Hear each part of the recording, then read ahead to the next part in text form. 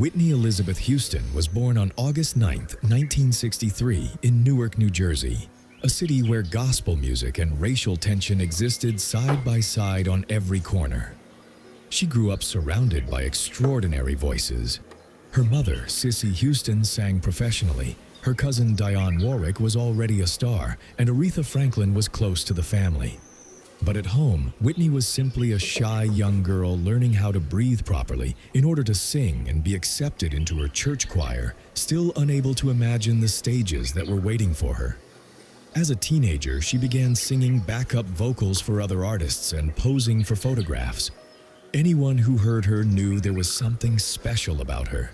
It wasn't only her ability to hit high notes, it was the way she controlled every word without ever losing her emotional connection to the listener.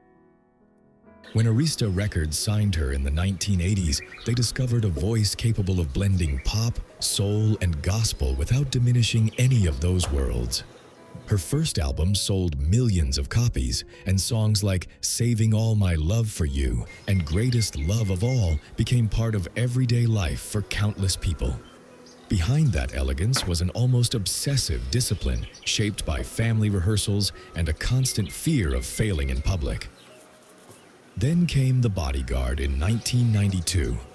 The film itself was not considered a cinematic landmark, but I Will Always Love You moved millions of people around the world.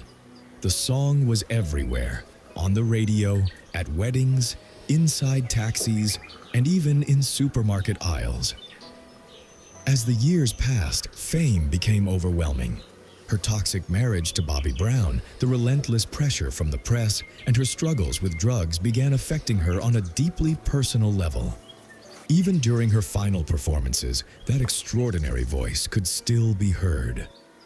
Whitney pushed herself as far as she could, although the deterioration had become impossible to ignore. Whitney Elizabeth Houston died on February 11, 2012, in the bathtub of her room at the Beverly Hilton Hotel. She was 48 years old. The coroner concluded that the cause of death was accidental drowning brought on by drug use and heart disease. It would be unfair to end this brief story about Whitney without saying thank you.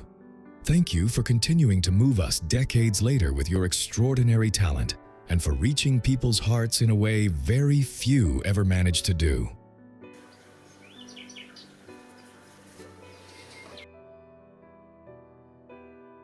Bio3. Great lives in 3 minutes.